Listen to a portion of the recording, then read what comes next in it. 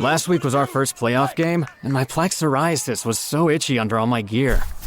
Sometimes just thinking about scratching could take me out of the moment. And then my doctor told me I could get clearer skin with a pill called Otezla. Otezla apremilast is a prescription medicine used to treat adult patients with plaque psoriasis for whom phototherapy or systemic therapy is appropriate. Otezla can help you get clearer skin after just 4 months. Okay, ready for the next game. Talking to my doctor about a pill was a total game changer. Don't use Otezla if you're allergic to it. Get medical help right away if you have trouble breathing or swallowing, swelling of the face, lips, tongue, throat, or arms. Severe diarrhea, nausea or vomiting, depression, suicidal thoughts, or weight loss can happen. Tell your doctor if any of these occur and if you have a history of depression or suicidal thoughts. Live in the moment. Ask your doctor about Otezla. Call 1-844-4-OTEZLA or visit Otezla.com for prescribing info about cost, and more. It's the Roger Stone Show on 77 WABC. Welcome back, folks. This is Roger Stone, and this is the Roger Stone Show. Joining me now is four-term Congresswoman Tulsi Gabbard. She was a 2020 presidential candidate, and she is now a New York Times best-selling author. Tulsi Gabbard is a veteran of 3 deployments to war zones in the Middle East and Africa. She has served in uniform for more than 2 decades, is currently a lieutenant colonel in the U.S. Army Reserve, and also leads a nonprofit organization, We Must Protect. Tulsi Gabbard was first elected to office in Hawaii, the Hawaii State House of Representatives, when she was a mere 21 years old. Due to the attacks of 9/11, she enlisted in the Army National Guard. And then in 2004, she gave up an easy re-election campaign and volunteered to deploy to Iraq with the 29th Brigade Combat Team, where she served in a medical unit. After returning in 2006, Tulsi Gabbard worked in the U.S. Senate as a legislative aide to the senator from Hawaii, who was chairman of the Senate Veterans Affairs Committee. She then actually volunteered for a second Middle East deployment as a platoon leader. Having experienced firsthand the true costs of war, Tulsi Gabbard ran for Congress at the age of 31 as a Democrat, vowing to honor the lives and sacrifice of her brothers and sisters in uniform. She prevailed in a difficult election and went on to serve in Congress for 8 years as a member of the Armed Services Committee, the Homeland Security Committee, and the Foreign Affairs Committees. She decided to forego a run for re-election to Congress in 2020, running for president at that time as a Democrat. In October of 2022, Tulsi Gabbard announced that she was leaving the Democratic Party.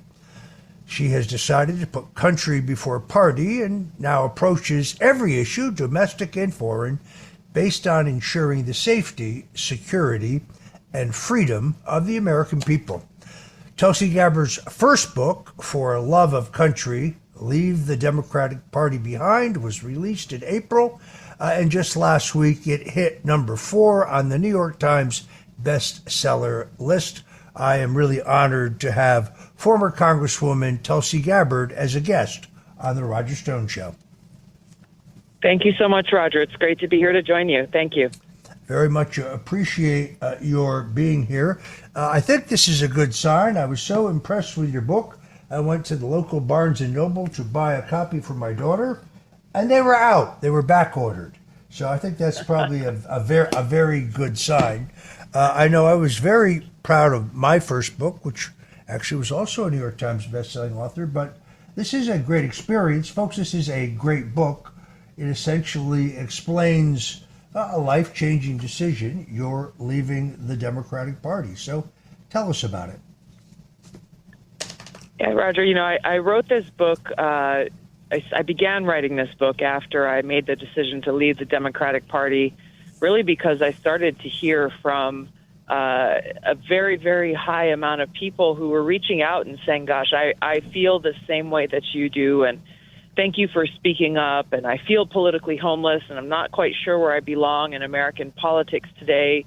the Democrat elite who are leading the Democratic Party are undermining our freedom. They're destroying our democracy, and there are a lot of people who don't quite know. They're disillusioned with our politics of today and care about our country, but not quite sure what to do. So I wrote this book, Roger, to share my own experiences, as well as my own diagnosis of what's going wrong in our country today, to be able to reach out to people and provide them with the knowledge and understanding that they're not alone, and that what they're seeing and experiencing is not imaginary. And so I provide not only my personal experiences serving at the highest levels of the Democratic Party, but also the experiences that I had as a soldier, deploying overseas and experiencing the cost of war. The things that drove me to not only leave the Democratic Party, but to actively urge others to do the same, those who cherish peace and cherish freedom and who love our country, to take a stand to defend freedom and save our country at this point in time where the Democrat elite, Biden-Harris administration, are actually posing that greatest threat to our freedom and our democracy today. You write in your book, today's Democratic Party is controlled by an elitist cabal of warmongers driven by woke ideology and racializing everything. They are a clear and present danger to the God-given freedoms enshrined in our Constitution. I couldn't agree more with that. I was once kind of a more traditional conservative Republican. I thought initially that the war in Iraq was a good idea. In retrospect, the more I learned, the more I began to doubt that was a sound decision by the country. You have been out on the circuit. You've done some amazing interviews. You were extraordinary with Tucker Carlson, extraordinary with my friend Patrick Bet-David. This is a message that needs to get out. And you say that many people are telling you that they agree with you, that they are where you are in their thinking. You know, there are, and it's not just, there are 43% of Americans who don't affiliate with either major political party, but there are also, I almost every day, Roger, I either meet or hear from someone who says that, I'm a Democrat, but I don't have anything in common with today's Democratic Party anymore, or people who've already made that decision to leave the Democratic Party and are trying to navigate their way through this election cycle.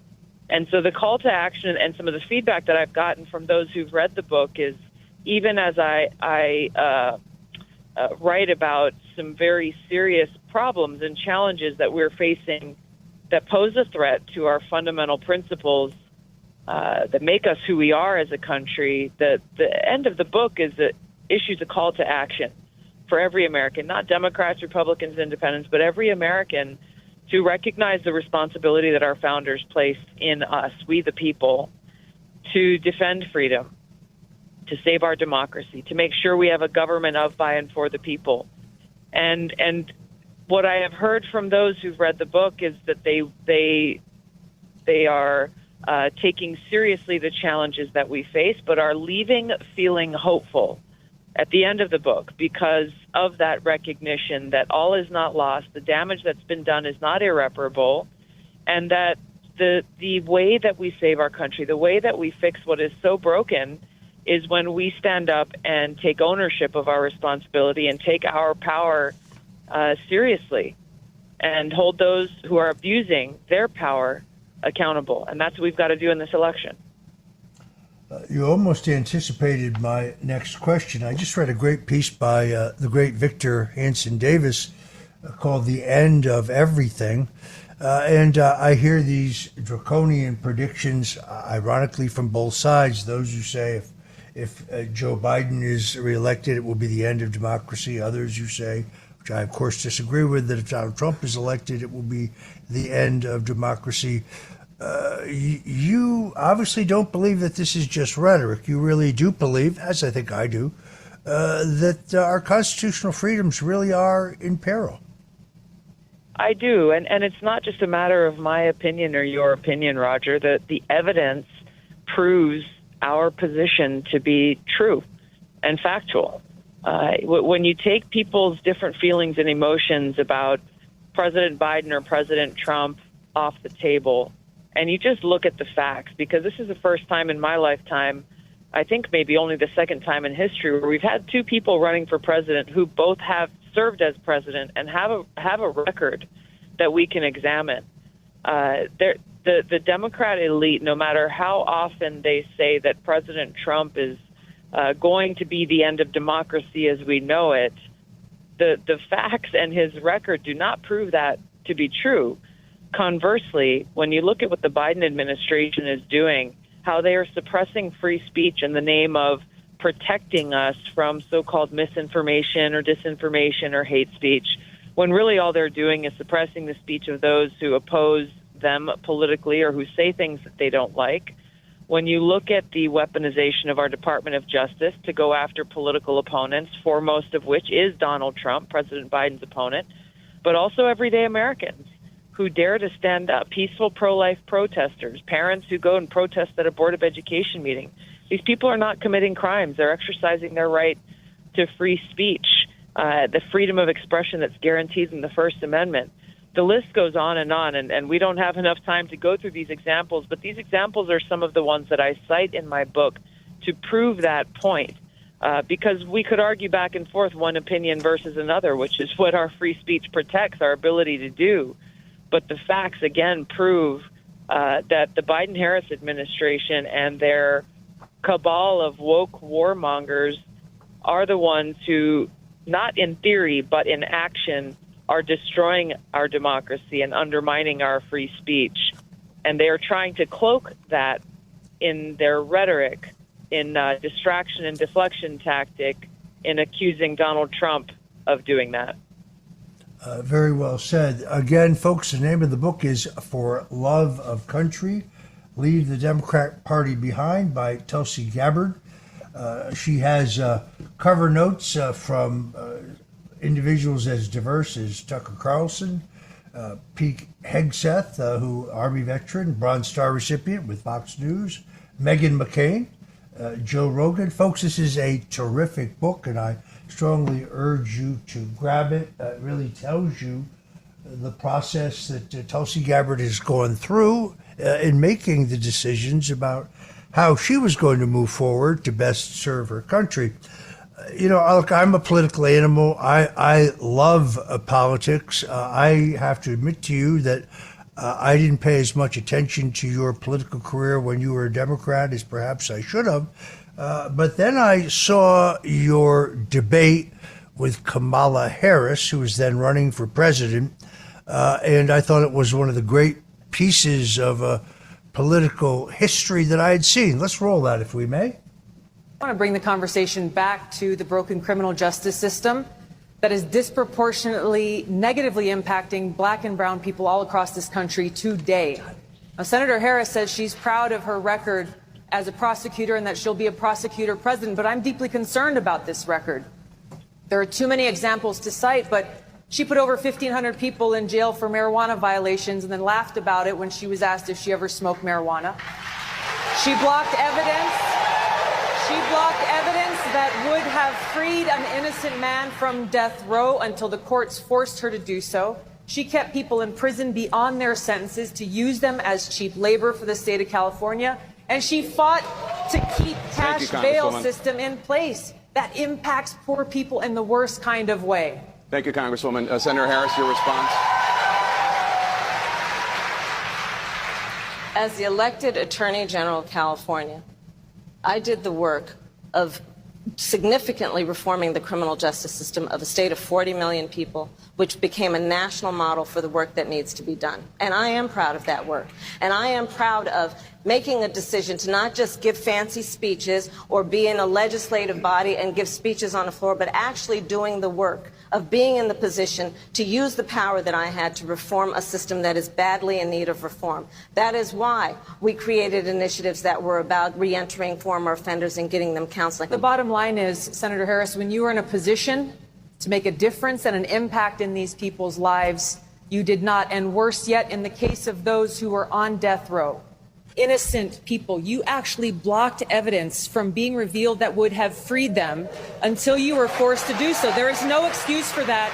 And the people who suffered under your reign as prosecutor, you owe them an apology. Well, you are a brawler. There's no question about that. And the fact that you came back is amazing. The context here, which I think people need to understand, is that earlier in the campaign, Kamala Harris had criticized Joe Biden because, as chairman of the Senate Judiciary Committee, he had written the 1994 crime bill, which codified the harsh mandatory penalties for the first time nonviolent crime of possession of small amounts of drugs for personal use, which has been used disproportionately, I believe, to convict and incarcerate black people and poor people. This is I've written a lot about this. So the irony of Kamala Harris criticizing Joe for that, when in fact her record as a prosecutor in California showed her essentially carrying out that same legal philosophy. Extraordinarily hypocritical, in my view. And the hypocrisy continues, Roger. I couldn't agree with you more. She is someone who says one thing and holds herself to one standard and holds other people to a different standard and makes her decisions based on what's going to get her some extra political points, which is why, again, when we look to the choice before us in this upcoming election, we all have to recognize that a vote for President Biden is a vote for a President Kamala Harris. It's just a matter of time, and how dangerous she would be if allowed to be in that position as president and commander-in-chief. You look at what she did when she had that opportunity to bring about positive change in a high-level position for the state of California. Imagine what she would do as president and commander-in-chief with the most powerful military at her fingertips. How would she try to project her so-called strength to cover up her own insecurity and weakness? This is something I've warned the American people about for many, many years, including when I was still a Democrat serving in Congress, because it's real to me as not only an American, but as a soldier, a veteran, someone who continues to serve our country in uniform in the Army Reserve. It is, and this view is not something that is isolated to me. I can't even tell you how many of my friends that I serve with who share this same view, and those who serve in some of the most elite units within our country's military. So we've got to understand the seriousness on so many levels of this upcoming election, which is why, Roger, as you know, I just got off a plane and I'll be on another plane in a couple of days. I'm committed to spending every day and every effort possible between now and Election Day to warn the American people about the threats that the Biden-Harris administration poses, and why, even as we may disagree on one issue or another issue, or how we tackle immigration or how we tackle health care in this country, we must stand together as Americans who cherish peace, who cherish freedom, and do our part to remove from office those who have brought us to the brink of World War III and nuclear war, and who are undermining our fundamental rights and freedoms enshrined in the Constitution. We have just a few more minutes before our commercial break, and then we're going to come back and finish with you. We'll talk a little politics, but a quick question, and that is your views on whether we should continue funding the war in Ukraine. We should not. And the reason is more and more people are being killed. The longer the U.S. continues to shoulder the vast majority of the funding for this proxy war against Russia, as well as the fact that we are continuing to undermine our own national security interests by heightening tensions with a country in Russia that has more nuclear weapons than any other country in the world, the United States included. Putin has recently talked about and has scheduled tactical nuclear weapons drills and has made very clear that his use of nuclear weapons is not off the table. If he faces an existential threat, he will not hesitate to use those, sparking off a nuclear war that could very likely end in nuclear Armageddon, not just for us, but for the world. What should have happened, and this has been my consistent position from from before this war kicking off, and certainly after it did, there needs to be a negotiated end to this war. Parties involved need to come to the table, and the President of the United States should have been the one and should still be the one to exercise our leverage to make that happen.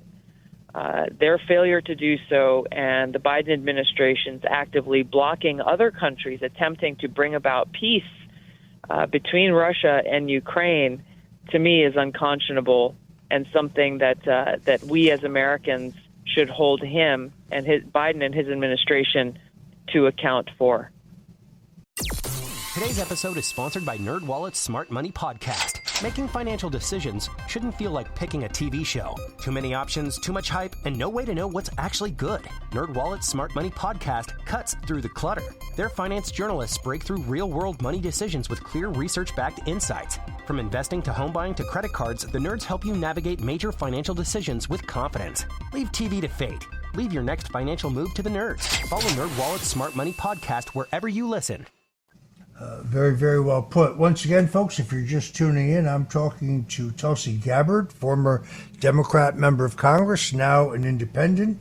She's out with an incredible new book, For Love of Country, Leave the Democrat Party Behind. It is now number 4 on the New York Times best-selling list. As I mentioned earlier, sold out at the local bookstore here. I really think the book is doing extraordinarily well. We're going to go to a quick commercial break, and then we'll be back with Tulsi Gabbard to wrap it up and maybe talk a little politics. So don't touch that dial, folks. We're going to be right back with Tulsi Gabbard. It's the Roger Stone Show on 77 WABC. Welcome back, folks, on this special Memorial Day edition of the Roger Stone Show. We are privileged to have with us former Congresswoman Tulsi Gabbard, now an independent. She's the author of a hot new book, For Love of Country, Leave the Democrat Party Behind. And now we come down to the inevitable discussion of politics. Tulsi, you have said in a number of interviews that if you were called upon, you would be willing to serve as a vice presidential candidate for President Donald Trump, whose views at this time, I think, more closely align with yours. I find that idea very intriguing. I've talked about it quite a bit on my own shows, as well as a number of other shows. It's a long odyssey from running as a Democrat for president to being considered to be vice president. Give us some insight into your thinking. Roger, I've dedicated my entire adult life to serving our country. That is my goal and that is my mission. We've got an opportunity here now, given all of the things that we've talked about, the threats that we face, the frustrations that so many Americans have on everything, whether it's border security to the continued inflation in our economy, to the problems with our education system, to the challenges we face in our foreign policy with multiple wars either being waged or bubbling up in different regions of the world. This opportunity comes for us as Americans to be able to unite around our fundamental principles enshrined in the Constitution. I'm reaching out to all of those who feel politically homeless, who don't quite know what to do, to encourage them to join us in defending freedom, to join us in this cause of saving our country. If I have the opportunity to serve our country as President Trump's vice president or as his running mate, I would look forward to being able to bring about that change, to bring about that healing of the divide, to save our democracy and to protect our country from facing the precipice or standing on the precipice of nuclear Armageddon. Well, as President Richard Nixon once said to me, nobody runs for vice president. It is unseemly. I think you have handled yourself very, very well by making your availability known, but not openly campaigning for the job. I think it would bind up the country. It would be a national unity ticket. I I like the idea. There are other candidates who I admire as well, potential candidates, but I think the idea from a political point of view is extraordinarily intriguing. The number of undecideds is very small. I think this is going to be a very close election.